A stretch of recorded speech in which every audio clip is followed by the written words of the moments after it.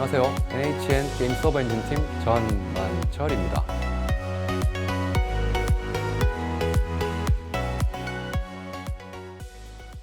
오늘은 저희가 개발하고 상품화를 진행 중인 자바 실시간 게임 서버 엔진 게임엔빌에 대해서 이야기해 볼까 합니다.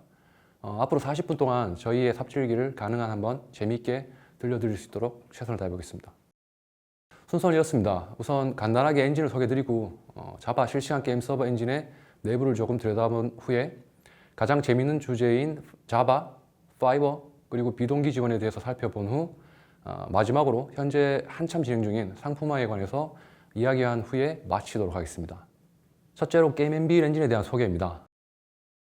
본 발표에 앞서서 저희 게임엔빌은 보시는 바와 같이 닌텐도 닥터 마리오 월드, 디즈니 쯔무쯔무 스테디움, 그리고 한게임 포커와 섰다, 애프터라이프 등에 사용된 서버 엔진임을 미리 말씀드립니다. 자, 그럼 본격적으로 시작해 보겠습니다. 발표 제목에서 이미 눈치채셨겠지만 게임엔빌은 자바로 만들어졌습니다. 그렇다면 왜 자바일까요? C++이나 C샵이 아닌 자바로 만든 이유가 궁금하실 것 같은데요. 첫째, 자바 개발자가 많기 때문입니다. 완전 단순하죠. 실력 좋은 C++ 개발자는 항상 구하기가 힘들거든요. 반면 최소한 국내에서 그리고 저희 NHN 내부에서는 자바 개발자가 상대적으로 많습니다. 둘째, 생산성이 좋아요. 자바의 훌륭한 에코시스템과 개발 배포 환경은 그야말로 저 같은 골수 C++ 개발자에게도 신세계와 같은데요. 뒤에서 자바 이야기를 하면서 좀 더 한번 살펴보겠습니다. 마지막으로 저희는 클라우드 상품화를 진행 중인데요. 그 과정에서 사용자들의 비용을 생각하지 않을 수 없습니다. 당연히 가장 대표적인 가성비 조합인 자바, 리눅스, MySQL을 고민했고요. 이건 사실 NHN의 개발 거버넌스이기도 합니다. 이런 자바의 특장점을 바탕으로 쉬운 개발, 안정성, 편의성, 그리고 유연성을 갖추는 걸 저희는 엔진의 개발 방향으로 잡았습니다. 신입 혹은 주니어 개발자도 쉽게 학습해서 바로 실시간 컨텐츠를 개발할 수 있었으면 좋겠다는 거죠. 각 지향점은 이런 내용들을 포함하는데요. 쉬운 개발의 경우는 자바, 파이버, 컨티뉴에이션, 싱글 스레드, 락프리 같은 키워드를 포함합니다. 그리고 안정성, 편의성, 유연성도 각각의 키워드를 포함하는데요. 이 모든 주제들에 대해 참 할 얘기가 많지만 오늘은 그 중에서도 이렇게 엔진의 기술적인 부분에 좀 더 집중해 보도록 하겠습니다. 게임엔빌 엔진을 그림으로 그려보면 이렇게 생겼습니다. 네트워크와 서버 쪽 로직을 지원하는 서버 엔진과 클라이언트 커넥터를 기반으로 엔진 사용자는 그 위에 저기 노란색 박스에 컨텐츠를 작성하게 됩니다. 그리고 개발한 서버를 테스트 도구로 검증할 수 있고요. 웹 콘솔을 이용해서 조작하고 실시간 모니터링을 할 수 있습니다. 그럼 이제 간단한 소개를 마쳤으니까 엔진의 내부를 조금 들여다보도록 하겠습니다. 기본적으로 게임엔빌 프로세스는 원하는 용도에 맞춰서 유연하게 노드 단위로 구성할 수 있습니다. 그림에서 보시는 바와 같이 노드들은 모두 그 용도와 역할이 달라요. 이런 노드 기반으로 기본적인 아키텍처를 그려보면 이렇습니다. 외부 네트워크로 노출되는 노드는 게이트웨이 노드와 서포트 노드, 그리고 나머지 노드들은 모두 프라이빗 망에서 GMQ로 통신하게 됩니다. 이때 클라이언트는 게이트웨이 노드를 통해서 접속하게 되고 웹 콘솔은 매니지먼트 노드를 통해서 서버군을 조작하고 모니터링하게 되는 거죠. 클라이언트는 게이트웨이 노드에 접속하면 가장 먼저 인증 절차를 거치게 됩니다. 이때 보시는 바와 같이 게이트웨이 노드에서는 onAuthenticate라는 콜백이 호출되는데요. 엔진 사용자는 이 콜백만 구현하면 나머지는 엔진에서 모두 처리해 주는 거죠. 이게 게임엔빌의 가장 기본적인 사용법입니다. 마찬가지로 인증이 완료된 후 게임 노드에 로그인을 진행합니다. 이때도 원로그인이라는 콜백이 호출돼요. 사용자는 이 콜백만 구현하면 되는 거죠. 그럼 이 on로그인의 수도 코드를 한번 살펴보겠습니다. 자, 이렇습니다. 간단한 코드인데요. 여기서 http get과 select from db는 블러킹 호출입니다. 별도의 비동기 처리를 하지 않았기 때문에 당연히 호출 스레드가 블러킹 되겠죠. 근데 코드 가독성이나 생산성 측면에서는 이런 순차적인 코드가 가장 쉽고 간단합니다. 그럼 이런 순차적인 코드의 간결함을 그대로 유지한 채 스레드가 아닌 호출 파이버가 블러킹 되도록 하면 어떨까요? 이게 바로 컨티뉴에이션이라고 할 수 있습니다. 호출 스레드 입장에서 바라보면 파이버 단위의 비동기 처리가 이루어진다고 할 수 있는 거죠. 자, 그럼 이걸 그림을 한번 살펴보겠습니다. 하나의 스레드가 있습니다. 그리고 그 스레드 위에서 여러 개의 파이버가 구동됩니다. 참고로 파이버는 경량 유저 스레드라고 생각하시면 됩니다. 이때 저 싱글 스레드는 파이버 스케줄러입니다. 저희는 이 싱글 스레드를 노드라고 불러요. 아까 앞에서 저희 게임 엠빌은 이 노드 단위로 유연하게 구성할 수 있다고 말씀드렸었죠. 바로 그 노드입니다. 엔진 사용자는 이 싱글 스레드, 즉 노드상에서 파이버 단위로 코드를 작성하게 됩니다. 즉 락을 신경 쓸 필요 없이 싱글 스레드 기반으로 순차적 코딩을 할 수 있다는 의미입니다. 그런데 자바는 파이버를 지원하지 않아요. 여기에 대해서는 다음 챕터에서 좀 더 자세하게 한번 살펴보도록 하겠습니다.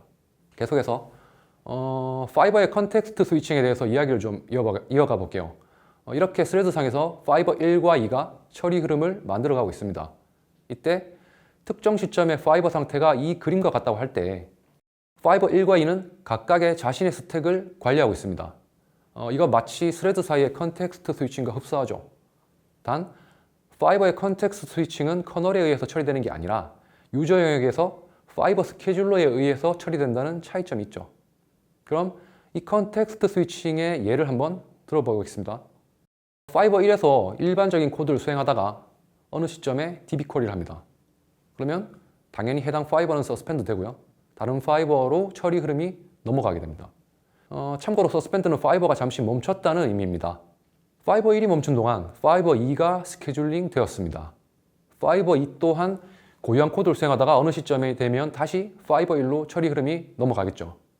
파이버 1은 보관해뒀던 스택의 정보를 바탕으로 DB 쿼리가 완료된 시점부터 코드를 수행합니다. 그리고 또다시 임의의 코드를 수행하다 HTTP 요청 같은 블러킹 호출을 만나면 또 서스펜드가 되는 거죠. 이렇게 여러 개의 파이버들이 유기적으로 처리 흐름을 만들어 가는 거예요. 일반적으로 적게는 수십 개에서 많게는 수천에서 수만 개의 파이버들이 유기적으로 흐름을 만들어 가게 됩니다. 그런데 실시간 게임 서버의 특성상 이런 파이버들은 서로 상호작용이 필요할 때가 있습니다. 그림과 같이 유저 파이버와 룸 파이버가 이제 가장 대표적인데요. 가령 유저가 방에 조인을 한다면 이 두 파이버 사이에 관계가 만들어지게 됩니다. 유저 파이버가 룸 파이버로 조인을 요청합니다. 이때 유저 파이버는 룸 파이버에 의해서 해당 요청이 완료될 때까지 서스펜드 되어 있어야 돼요. 그리고 룸 파이버는 조인을 처리하는 코드를 수행하겠죠. 그 과정에서 임의의 블러킹 호출이 발생할 수도 있습니다.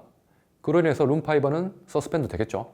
몇 번이고 서스펜드 될 수 있겠죠. DB 쿼리를 한다거나 RESTful 요청을 한다거나 말이죠. 그동안 유저 파이버는 조용히 대기하고 있어야 됩니다.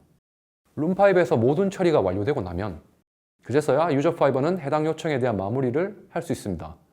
이러한 파이버 간 흐름 관리를 엔진에서 보장해 주기 때문에 사용자는 해당 유저 혹은 룸의 컨텐츠 코드에만 집중할 수 있는 거죠. 다시 앞에서 봤던 코드를 한 번 더 살펴보겠습니다. 이 코드처럼 사용자는 어떠한 락이나 파이버 상의 흐름이나 혹은 블러킹 호출에 대한 비동기 처리 등을 신경 쓸 필요가 없어요. 이런 순차적 코드를 작성하기만 하면 파이버 사이의 흐름은 알아서 만들어집니다. 자, 이제 조금은 파이버에 대해서 감이 오시죠? 그럼 계속해서 이번에는 자바와 파이버에 좀 더 포커스를 맞춰서 이야기를 한번 해보겠습니다.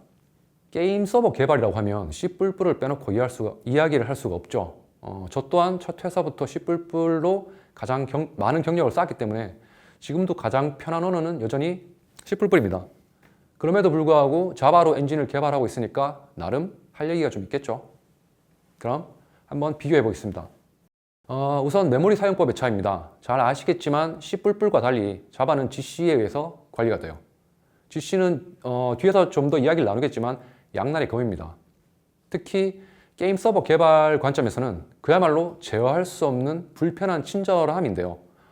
표현이 좀 이상하지만 C++를 능숙하게 다룰 수 있는 개발자 입장에서는 딱 이렇게 표현할 수 있을 것 같아요.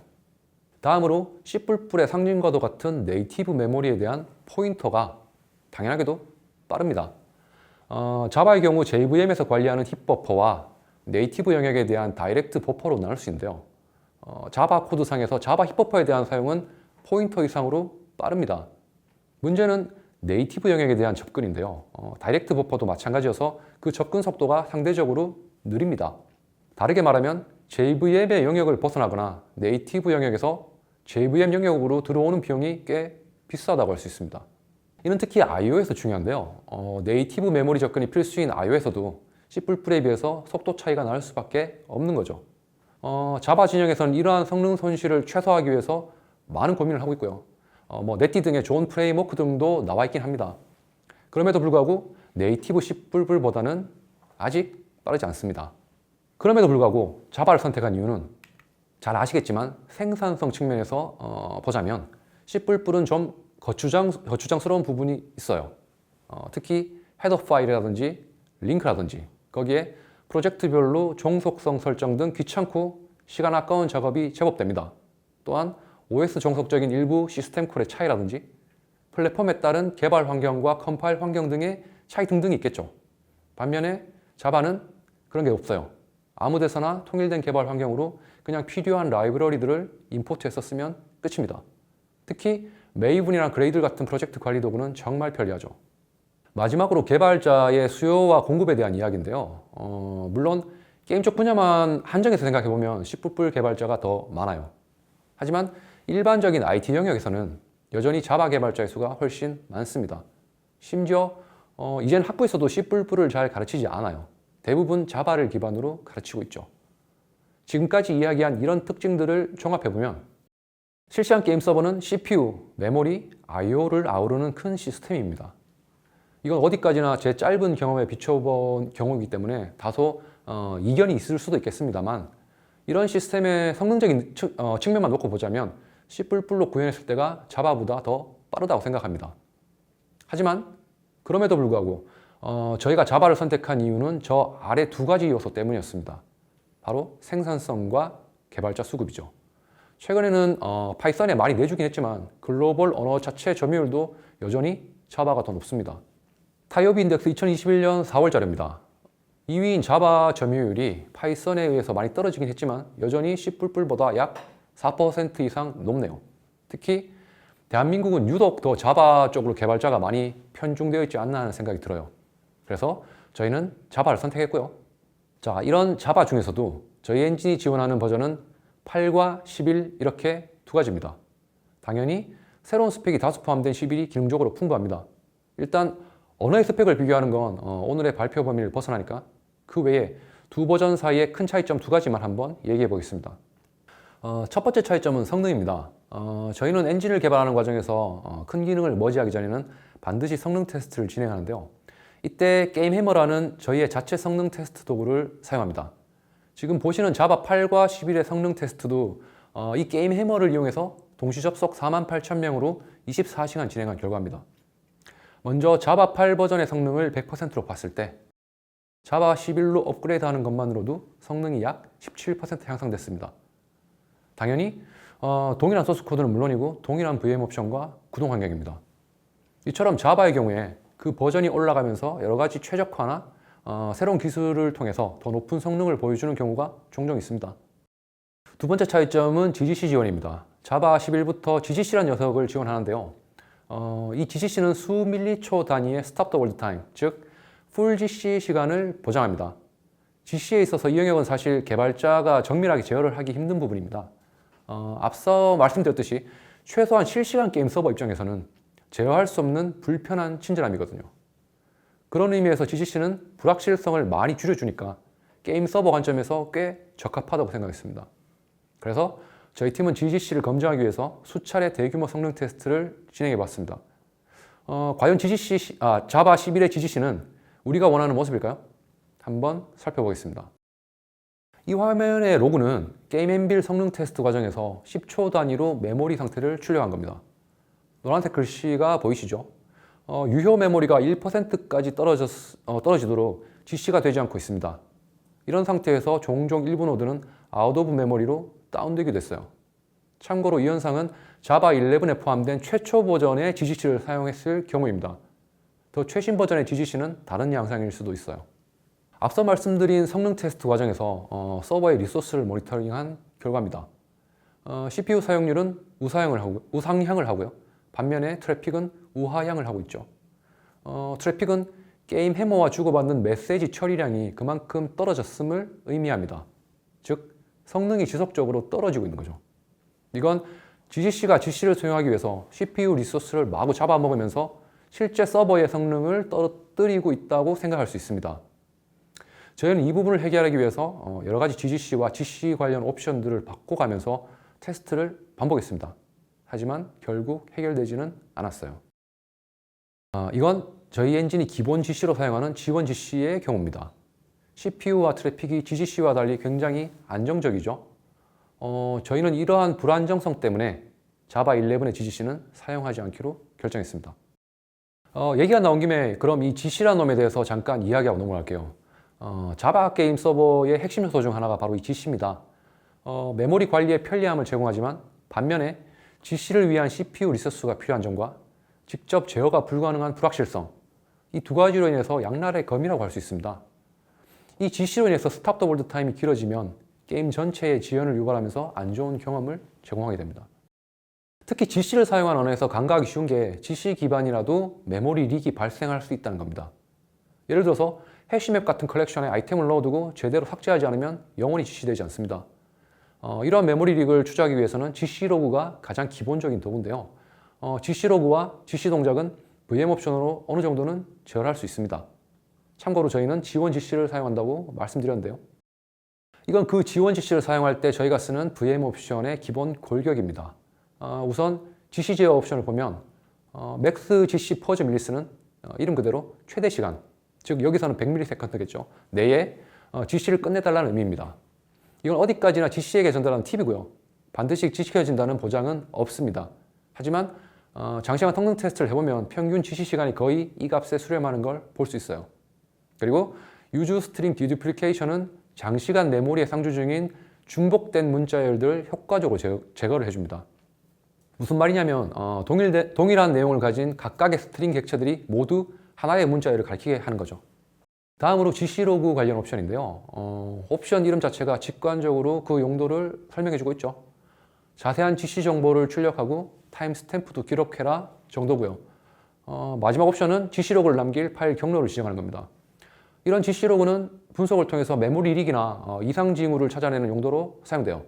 하지만 어느 지점에서 메모리 릭을 유발했는지 같은 상세한 분석은 GC 로그만 가지고는 불가능하고요. 별도로 힙덤프 분석 같은 추가 작업이 필요합니다. 다음으로는 자바의 I/O에 관한 이야기를 좀 해보겠습니다. 힙버퍼와 다이렉트 버퍼에 대한 이야기는 앞에서도 잠깐 언급을 했었는데요. 기본적으로 자바는 네이티브 메모리에 접근할 경우 상대적으로 느린 특성을 가지고 있습니다. 그렇다고 하더라도 최근 자바의 비동기 I/O 지원은 꽤 풍부한데요. 자바 자체의 NIO는 물론이고 굉장히 유명한 네티 같은 프레임워크도 있습니다. 특히 네티는 사용해보면 자바의 이런 한계를 꽤 영리하게 극복하면서 최상의 성능을 내려고 고민한 흔적이 보입니다.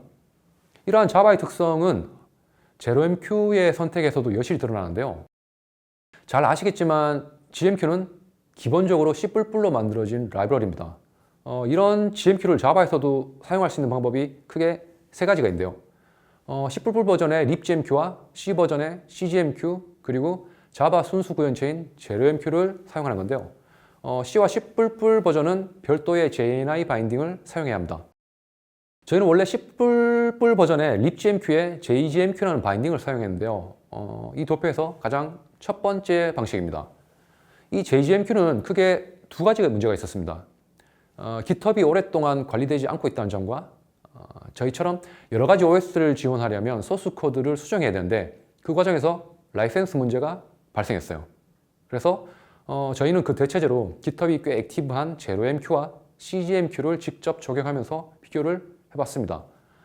우선 사용법은 제로MQ의 경우에 libGMQ와 100% 동일합니다. 사용부의 코드를 전혀 수정할 필요 없이 라이브러리만 교체하면 됩니다. 반면 cGMQ의 경우는 C 기반의 API를 제공하기 때문에 C++이나 자바와는 사용법이 달라요. 그래서 적용하는 과정에서도 꽤 공수가 많이 들어갔습니다. 저희는 이런 GMQ 라이브러리들의 성능적인 측면도 비교를 해봤는데요. 한번 살펴보겠습니다. 성능은 일반적으로 구글링을 해보면 JNI 방식이 순수 자바 구현보다 빠르다고 알려져 있습니다. 그런데 저희가 테스트해본 결과 그렇지 않았어요. 우선 C++ libGMQ와 JGMQ 바인딩 조합의 성능을 100%라고 했을 때 다른 두 종의 성능 테스트 수치를 한번 살펴보겠습니다. 참고로 성능 테스트는 동일한 코드로 동일한 환경에서 동일한 조건으로 24시간 동안 진행했고요. 약 32대의 VM을 사용했습니다. 제로MQ의 성능입니다. 거의 비슷하죠. 우려했던 성능 하락은 없었고 오히려 libGMQ에 비해서 한 3% 정도의 성능 향상이 있었습니다. 참고로 제렘큐는 GMQ의 일부 스펙을 지원하지 않기 때문에 이 부분은 살짝 주의가 필요합니다. 마지막으로 CGMQ인데요. 근소한 차이지만 가장 낮은 성능을 보여주었습니다. 이를 일반화하면 이 셋 사이에는 성능 차이는 거의 없다고 볼 수 있고요. 스펙을 확인한 후에 가장 편리한 방법을 취하면 된다 정도겠네요. 그런 측면에서 저희는 최종적으로 제로MQ를 선택했고요. 현재까지 아무런 문제 없이 잘 돌아가고 있습니다. 네, 여기까지가 자바 이야기고요. 자, 이제 파이버에 대한 얘기로 넘어가 보겠습니다. 앞서 잠깐 이야기했듯이 자바는 아직 정식으로 파이버를 지원하지 않습니다. 그래서 저희는 자바에서 파이버를 사용하려고 퀘이사라는 라이브러리를 사용합니다. 이 퀘이사 라이브러리는 파이버에 대한 많은 기능들을 제공해 주는데요. 제대로 알고 사용하면 꽤 막강합니다. 그 특징으로는 우선 자바 8과 11만을 지원합니다. 이게 저희 엔진이 자바 8과 11만을 지원하는 이유이기도 합니다. 그리고 스트랜드라는 파이버와 스레드 사이의 추상계층을 제공해 주고요. 이 두 가지는 좀 치명적인데요. 더 이상 업데이트가 안 되다 보니 버그도 좀 있습니다. 그래서 저희는 퀘이사의 버그를 직접 수정하면서 자체적으로 라이브러리를 관리하고 있습니다. 마지막으로 큰 단점 한 가지가 더 있는데요. 문서와 설명이 다소 부족해요. 그래서 라이브러리를 오용할 여지가 좀 있습니다. 실제 저희 엔진의 초기 버전이 딱 그랬는데요. 이 퀘이사를 오용해서 파이버들의 상태가 깨지고 꼬이는 문제를 겪었어요.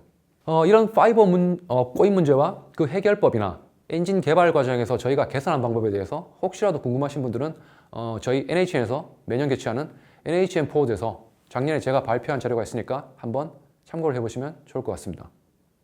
다시 파이버 이야기로 돌아가서 현재 파이버를 자바 자체에 녹여내기 위해서 퀘이사의 개발자인 론 프레슬러가 직접 오픈JDK 프로젝트인 룸을 리드하고 있습니다.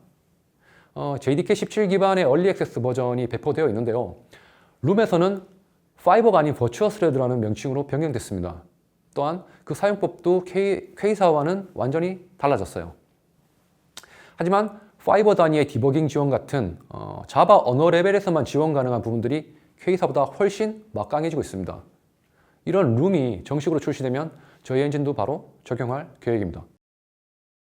이번에는 게임 서버 엔진에서 가장 중요한 요소 중 하나라고 할 수 있는 비동기 지원을 위해서 저희가 노력한 부분들을 한번 이야기해 볼게요. 네, 우선 게임 엔빌 관점에서 비동기 지원의 목적 세 가지를 한번 살펴보겠습니다. 첫째, 엔진 사용자가 비동기 처리를 위해서 별도의 스레드 위임이나 콜백 등을 구현할 필요 없이 간편하게 쓸 수 있어야 합니다. 둘째, 잘 구현된 비동기 서드 파티 라이브러리는 잘 적용하는 것만으로도 성능 향상을 꾀할 수 있습니다. 셋째, 비동기의 주체는 스레드가 아니라 파이버여야 합니다. 그럼 이런 관점에서 하나씩 살펴보겠습니다. 우선 코드 생산성 측면입니다. 여기 보시는 이 코드는 블러킹 DB 쿼리를 파이버상에서 비동기 처리하는 코드예요. 어떠세요? 한눈에 코드가 들어오십니까? 마이스레드 풀이라는 외부 스레드 풀에 블러킹 처리를 위임하고 있죠. 저희 엔진 초기 버전에서는 딱 이 방식만을 지원했는데요. 만일 이렇게 할 수 있다면 어떨까요? 아까보다 코드가 더 간결해 보이시죠? 뒤에서 레디스와 MySQL의 비동기화를 다룰 때 다시 한번 살펴보도록 하겠습니다. 다음은 성능 측면인데요. 저희는 잘 구현된 비동기 라이브러리들이 성능 측면에서도 뛰어난 걸 여러 차례 확인했습니다. 참고로 여기에서 말하는 비동기 방식은 스레드 기반의 비동기예요. 거의 대부분의 라이브러리는 당연하게도 파이버의 존재를 모르니까요. 이 부분도 뒤에서 레디스와 MySQL을 얘기할 때 한번 살펴보겠습니다. 마지막으로 파이버 기반의 비동기 지원입니다. 이 코드는 퓨처를 사용한 비동기 처리의 예예요. 일반적으로 퓨처는 스레드 기반으로 동작을 하죠. 그래서 퓨처에 대해서 get을 하는 순간 이 스레드는 블러킹 됩니다. 만일 이 코드를 그대로 파이버 기반의 엔진에 적용하면 어떤 일이 벌어질까요? 맞습니다. 노드 스레드 전체가 블러킹되면서 해당 노드상의 모든 파이버들이 실행을 멈추게 됩니다. 그러므로 이렇게 스레드가 아닌 파이버 단위로 동작할 수 있도록 저 노란색 async.비동기화라는 API를 제공해 줄 필요가 있는 거죠. 이게 바로 파이버 기반의 비동기 지원입니다. 이에 대해서도 바로 뒤에서 한번 자세히 살펴보겠습니다. 자, 이제 왜 비동기 지원이 중요한지 살펴봤습니다. 본격적으로 실제 게임 개발 과정에서 가장 많이 사용되는 대표적인 두 가지, 레디스와 MySQL에 대한 비동기 지원을 위해서 저희가 진행한 내용을 한번 이야기해 보겠습니다. 앞서 살펴봤던 비동기 지원의 목적이 모두 여기에 들어가 있습니다. 먼저 대표적인 인메모리 저장소인 레디스부터 한번 살펴보겠습니다. 자바에서 레디스 클라이언트를 선택하다 보면 반드시 이 두 가지 이름을 들어보게 됩니다. 저희는 초기에 가장 유명한 제디스를 사용했었는데요. 당시에 제디스가 자바의 표준 레디스 클라이언트 정도로 통용되고 있었기 때문입니다. 그런데 제디스는 동기 방식에 특화된 클라이언트예요. 반면에 레튜스는 동기 방식도 지원하지만 네티 기반으로 구현된 비동기 처리에 강점이 있습니다. 그래서 저희는 게임 엠빌에서 지원하는 공식 레디스 클라이언트로 레튜스를 선택했습니다. 레튜스는 이 코드와 같이 퓨처 기반의 비동기 처리를 지원합니다. 하지만 당연하게도 레튜스 또한 스레드 기반이죠. 그래서 퓨처에 대한 get을 수행하면 호출 스레드가 블로킹될 수 있습니다. 앞에서 설명드렸듯이 저희 게임 엠빌은 파이버 기반이기 때문에 이 상태로는 사용할 수가 없겠죠. 저희는 이렇게 파이버 기반으로 비동기 처리를 할 수 있는 방법이 필요하죠. 그래서 게임 엠빌은 이렇게 어싱크 지원 API를 구현해서 제공하고 있습니다. 참고로 레튜스에서 사용하는 저 퓨처는 컴플리터블 퓨처인데요. 저희 엔진은 이 퓨처를 완벽하게 파이버 기반으로 처리를 할 수 있습니다. 이렇게 사용했을 때 코드 가속성이나 생산성은 물론이고 성능적인 이점도 취할 수 있게 됩니다. 이건 레튜스가 네티 기반으로 최적의 비동기 구현을 제공하기 때문이에요. 앞서 말씀드렸던 비동기 지원의 목적인 코드 생산성과 성능, 그리고 파이버 지원에 대한 이야기 잊지 않으셨죠? 다음에서도 같은 이야기가 계속 나옵니다. 이제 두 번째로 MySQL의 비동기 처리에 대해서 한번 살펴보겠습니다. 자료의 양이 좀 되지만 내용이 재밌으니까 빠른 템포로 한번 가보겠습니다. 저희는 MySQL에 대한 비동기 쿼리를 지원하려고 이 두 가지 라이브러리를 R&D했습니다. Xdev API는 MySQL에서 지원하는 새로운 X 프로토콜 기반의 API입니다. JSync SQL은 꽤 유명한 레퍼런스가 많은 잘 검증된 비동기 라이브러리예요. 처음 R&D를 시작할 때 저희는 특히 Xdev API에 대한 기대가 컸습니다.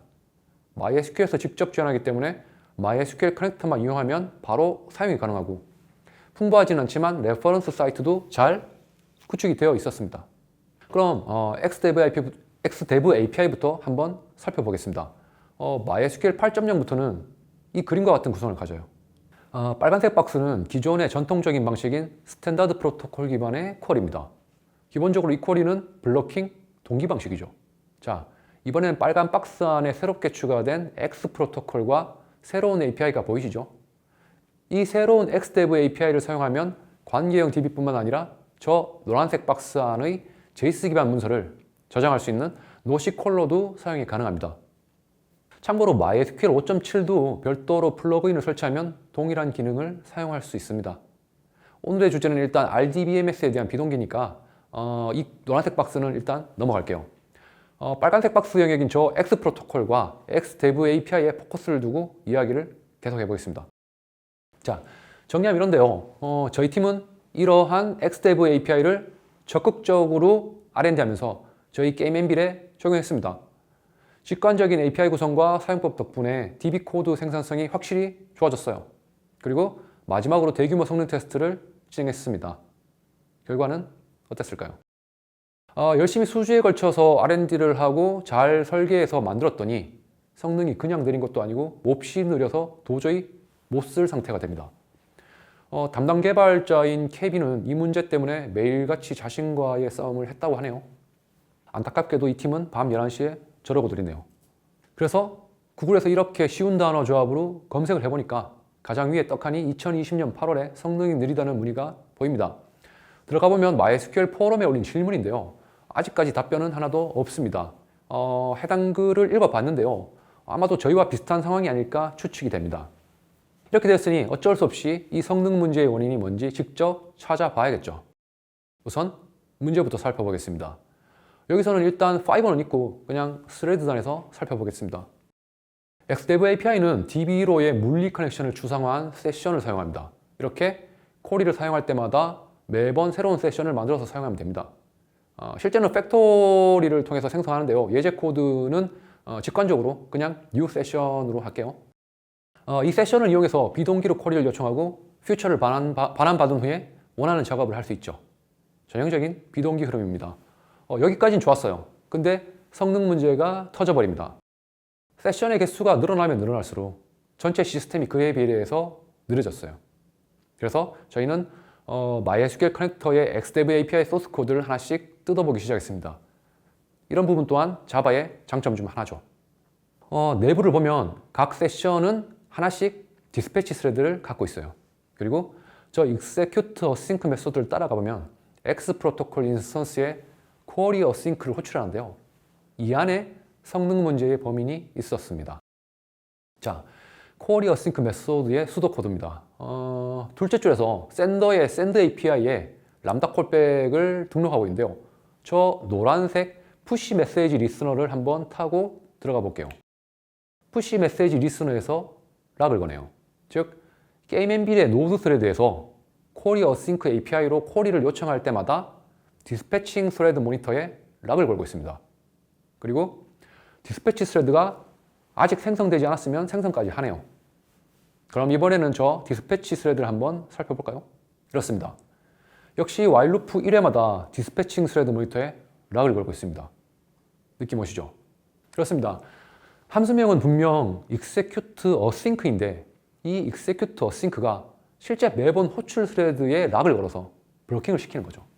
당연하게도 이런 세션의 개수가 많아지면 많아질수록 호출 스레드는 여러 개의 디스패치 스레드와 락 경합을 벌이면서 지속적으로 블로킹이 됩니다. 그러다가 어느 순간 망가져 버리는 거죠.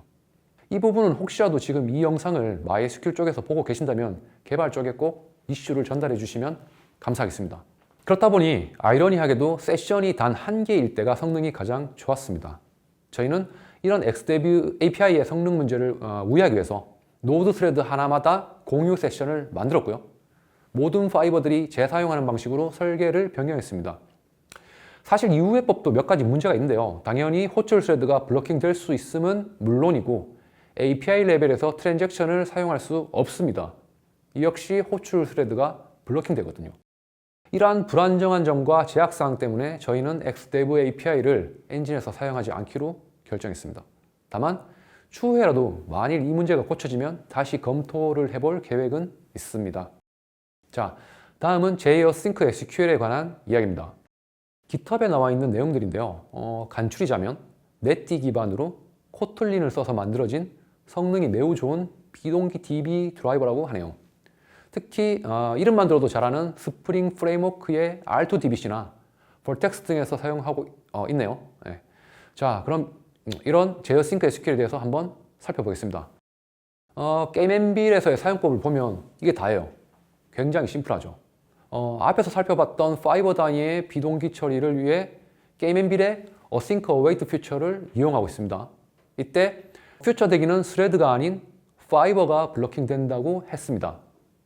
파이버가 블로킹 되더라도 노드 스레드는 그동안 다른 파이버들을 처리하겠죠. 이 자체로 매우 훌륭한 비동기 코드입니다. 이렇게 비동기 쿼리 파이프라이닝도 가능합니다. 또한 JAsync SQL은 Xdev API와 달리 별다른 문제가 발견되지 않았어요. 오히려 성능적으로 꽤 이점이 컸는데요. 이 부분은 뒤에서 따로 한번 살펴보겠습니다. 코딩 스타일에 따라서는 이런 컴플리터블 퓨처 기반의 비동기 코드도 작성이 가능해집니다. 참고로 이 코드는 쿼리 결과로 받은 레코드셋의 모든 컬럼명을 로그로 출력하는 비동기 코드입니다. 그래서 결론은 저희는 게임엔빌의 MySQL 비동기 API 구현을 위해서 JAsync SQL을 사용하기로 결정했습니다. 그리고 이런 비동기 쿼리와 더불어서 동기 방식의 쿼리에 대한 성능 비교 테스트를 진행해 봤는데요. 테스트 도구인 게임해머로 동시에 48,000명의 가상 유저를 생성해서 24시간 동안 진행했습니다. 그 결과를 한번 볼게요. 우선 성능 측면에서 가장 빠른 솔루션은 이미 눈치채셨겠지만 JAsync SQL입니다. 앞서 봤던 비동기 방식의 쿼리를 사용했습니다. 이 JAsync SQL의 성능을 100으로 본다면 그 다음은 역시 비동기 방식의 Xdev API입니다. JAsync SQL의 약 88% 정도의 성능을 보여주네요. 단 노드 스레드당 단 하나의 세션을 공유해서 사용한 경우입니다. 이제 기존의 전통적인 쿼리 방식이 두 가지가 남았어요. 그중 하나인 하이버네이트입니다. 자바에서 많이 사용되는 ORM인데요. 기본적으로 모든 쿼리가 블러킹 방식이기 때문에 외부 스레드 풀에 위임하는 방식을 사용했고요. 제어싱크 SQL에 비해서 약 57%의 성능을 보여줍니다. 마지막으로 많이 사용되는 매퍼인 마이바틱스입니다. 제어싱크 SQL에 비해서 성능이 거의 반으로 떨어집니다. 어떠세요? 잘 만들어진 비동기 라이브러리 하나로 이렇게 성능이 올라갈 수 있습니다. 그래서 저희는 앞으로 게임 개발에서 이 비동기 쿼리를 지향할 생각이고요. 자, 여기까지가 저희가 고민하고 R&D한 MySQL 비동기 쿼리에 대한 내용입니다.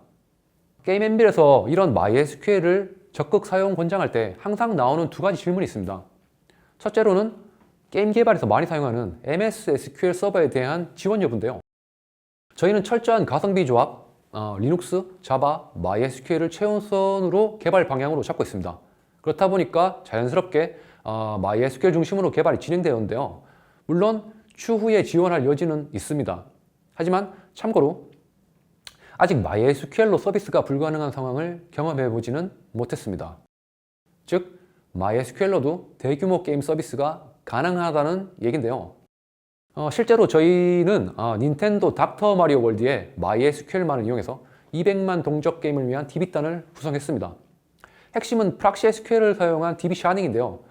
이 내용을 가지고 제가 NHN 포드 2019에서 자세하게 소개한 자료가 있으니까 혹시라도 관심 있는 분은 한번 참고하시면 좋을 것 같습니다. 자, 이제 마지막입니다. 상품화에 대한 이야기인데요. 저희는 엔진 자체의 개발과 최적화뿐만 아니라 상품화에 대한 고민도 지속적으로 해오고 있습니다. 열심히 잘 만들어 온 엔진을 우리 NHN만 사용하기에는 좀 아깝다고 생각했고요. 그래서 올해부터 본격적으로 클라우드 상품화를 진행하고 있는데요. 그와 관련해서 한번 이야기를 하고 마치도록 하겠습니다. 개발자에게 있어서 가장 고되고 힘든 순간이죠. 바로 문서화입니다. 코드를 잘 짜는 개발자도 문서를 쓰라고 하면 기분이 나빠지곤 합니다. 사실 우리 엔진이 제공하는 기능에 대해서 이렇게 가능한 쉽고 자세하게 글로 써야 된다는 게 생각보다 이제 많은 시간과 에너지가 필요했는데요. 저희는 현재 NHN 클라우드의 알파 상품으로 등록되어 있기 때문에 이 그림과 같이 클라우드 상에서 가이드 문서를 제공하고 있습니다. 그와 더불어서 사용자에게 좀 더 직관적인 레퍼런스를 제공하고 싶었는데요. 이 그림에서 보시는 UML 다이어그램을 포함한 자바독 사이트가 그중 하나입니다. 그냥 API 설명만 나열한 것보다 확실히 더 직관적으로 이해를 돕는다고 생각해요. 참고로 이런 UML을 자바독에 포함하는 방법은 별도의 플러그인을 사용하는 건데요. 이렇게 메이븐을 통해서 화면에 보시는 것처럼 UML 자바 도클릿이라는 플러그인을 사용하면 자바독을 추출할 때 알아서 UML 다이어그램이 추가됩니다. 매우 편리하니까 한 번쯤 사용해 보시면 좋을 것 같아요. 저희가 진행 중인 상품화는 클라우드 상품화예요. 그 첫 스텝으로 당연하게도 저희는 NHN 클라우드의 상품화를 진행하고 있는데요. 현재 알파 상품으로 등록이 되어 있고 지속적으로 고도화를 하고 있습니다. 보시는 바와 같이 클라우드 콘솔상에서 서버 바이너리 관리는 물론이고 실시간 모니터링과 조작을 할 수 있습니다. 그와 더불어서 플랫폼 서비스로서의 강점을 극대화하기 위해서 현재 오토 스케일링과 같은 기능을 열심히 개발 중에 있습니다. 통계의 경우에는 이처럼 동시 접속자나 인스턴스 정보는 물론이고 각 노드별 유저 분포 등의 디테일한 정보도 볼 수 있어요. 작년까지만 해도 이런 콘솔이 중앙화가 되어 있지 않았어요. 저희가 별도로 제공하는 웹 도구를 스튜디오별로 각자 구축하다 보니까 꽤 불편했는데요. 하지만 현재는 이제 이렇게 클라우드 콘솔로 모든 사용자에게 동일한 사용 경험을 제공하고 있습니다. 앞부분에서 잠깐 언급을 드렸었는데요. 게임 해머는 게임 엠빌로 개발한 게임 서버를 기능 성능 테스트할 수 있는 도구입니다. 역시 자바로 개발되었고 사용자는 상태 기반의 시나리오를 직접 작성할 수 있습니다. 게임 해머로 테스트를 하면 보시는 바와 같이 실시간 모니터링이 가능한데요. 참고로 이런 게임 해머 기반의 테스트 시스템도 클라우드 상품화에 포함됩니다. 즉 콘솔을 통해서 테스트 도구를 VM에 배포하고 테스트를 제어하며 모니터링을 할 수 있는 거죠. 지금까지 제가 드린 말씀으로 느끼셨겠지만 현재 저희는 엔진과 더불어서 주변 시스템들을 모두 클라우드 상에서 통합하고 있습니다. 그러면서 상품화를 진행하는 거죠. 이런 NHN 클라우드 환경에서 저희는 항상 주기적으로 엔진 성능을 검증하기 위해서 대규모 성능 테스트를 진행하는데요. 지금 보시는 총 36대의 구성도가 바로 저희가 항상 사용하는 테스트 환경입니다. 순간 동접 약 48,000에서 8만 명 사이의 가상 유저를 게임 해머 8대로 생성해서 보통 24시간, 길게는 한 3, 4일 이상을 테스트하기도 합니다. 그럼 이런 테스트 시스템이 실제 도움이 되는가? 이런 의문을 가지실 수 있는데요. 저희는 이런 테스트 시스템과 성능 통계를 직접 엔진 최적화에 사용하고 있습니다. 이를 기반으로 현재 엔진은 저기 가장 위에 보시는 흰색 차트를 보면 초기 버전에 비해서 성능이 약 14배까지 향상되는데요. 사실 이 부분은 초기 버전 자체가 워낙 성능이 남고 문제가 많았기 때문이기도 하지만 더 큰 문제는 개발 과정에서 성능 테스트 프로세스가 제대로 없다 보니까 문제가 있다는 사실 자체를 몰랐다는 겁니다. 즉 개발 과정에서든 서비스 과정에서든 지속적으로 서버의 성능 상태를 정량적으로 측정할 통일된 수단이 필요한 거죠. 그게 바로 게임 해머를 개발하고 사용하는 이유입니다. 이런 통일된 환경에서는 프로세스에 맞춰서 주기적으로 테스트하는 것만으로도 아주 조그마한 이상 징후도 쉽게 찾아낼 수 있습니다. 왜냐하면 이런 것들이 대부분 성능 수치로 나타나거든요. 참고로 저희가 어떤 부분을 거치고 개선해서 이토록 큰 성능 향상을 얻었는지는 작년 NHN 포드에서 발표한 자료를 참고하시면 좋을 것 같습니다. 마지막으로 그럼 이렇게 노력해서 만들고 최적화한 엔진이 실제 개발해서 쓸만한가? 라는 의문이 생길 수 있을 것 같습니다. 지금부터 들려드릴 이야기는 실제로 얼마 전에 있었던 일입니다. 바늘구멍 같은 NHN 공채를 통과한 후에 저희 팀에 합류한 막내 이야기예요. 저희는 늘 엔진이나 게임 서버를 개발하고 다뤄왔기 때문에 좀 더 백지 상태에서 사용자의 눈높이에 맞춰서 엔진을 사용해 볼 사람이 필요했습니다. 이때 막내가 합류한 거죠. 참고로 이 친구는 게임 개발에 관심은 있었지만 서버를 개발해 본 경험은 없었고요. 멀티 스레딩이나 네트워킹에 대해서도 실무 경험이 전혀 없었습니다. 게임만 놓고 보자면 유니티로 싱글 게임 습작을 만들 수 있는 수준이었어요. 보시는 바와 같이 가장 기본적인 자료만 참고해서 실시간 게임을 개발해 보도록 했습니다. 물론 기본적인 개념 설명이나 중간중간의 질문에 대한 답은 해주었습니다. 저희 팀 입장에서는 이 부분은 실제 사용자에 대한 기술 지원에 해당하는 거죠. 참고로 저희는 코로나 기간 전사 재택을 하고 있기 때문에 커뮤니케이션의 제약도 살짝 있었습니다. 그럼 그 결과는 어땠을까요? 자, 이런 게임이 나왔습니다. 게임은 간단합니다. 각자 자신의 이름으로 로그인을 한 후에 빠른 게임 참가를 통해서 자동으로 게임룸을 생성하거나 참가하게 되고요. 네. 방에서 이제 들어가서는 서로 빠르게 빈 사각형을 클릭하면서 자신의 색깔로 뺏기는 게임입니다. 이 과정이 실시간으로 두 유저 사이에 동기화가 되는 거죠. 게임 시간도 함께 동기화돼서 흘러갑니다. 개발 기간은 얼마나 걸렸을까요? 일주일입니다. 기본적인 멀티 유저 기반의 실시간 컨텐츠는 약 일주일 만에 완성됐습니다. DB 운동처럼 익숙하지 않은 부가 작업까지 약 2주가 걸렸어요. 참고로 일주일 동안 서버와 유니티 클라이언트 양쪽을 함께 개발했습니다. 즉, 서버만 개발한다고 하면 더 빠르게도 가능했겠죠. 다시 한번 말씀드리지만 게임 서버를 한 번도 개발해 본 적이 없는 신입 개발자입니다. 물론 우리 막내가 똑똑해서 빠르게 습득한 부분도 있지만 일반적으로 신입 개발자가 엔진 없이 이런 실시간 요소를 구현한다 하고 DB까지 연동을 하려고 하면 사실 1, 2주로는 많이 힘들죠. 또한 만일 엔진 사용법이 어렵거나 기술적인 진입 장벽이 높다면 그 또한 문제가 되겠죠. 게임 엠빌은 일단 사용하기가 쉽습니다. 여기에는 자바이기 때문에 오는 이점이 있는데요. 참고로 요즘 학부에서는 대부분 자바로 수업을 진행한다고 하고요. 저희 막내도 같은 케이스라서 그만큼 사용하기가 쉽다고 했습니다. 그래서 이제 진짜 끝입니다. 발표의 제목처럼 자바로 실시간 게임 서버 엔진 개발 가능? 이라고 물어본다면 응, 가능이라고 답하고 추가로 좀 뻔뻔하지만 꽤 쓸만한 엔진을 잘 만들었다라고 자찬하면서 오늘의 발표를 마치도록 하겠습니다. 지금까지 긴 시간 들어주셔서 감사합니다.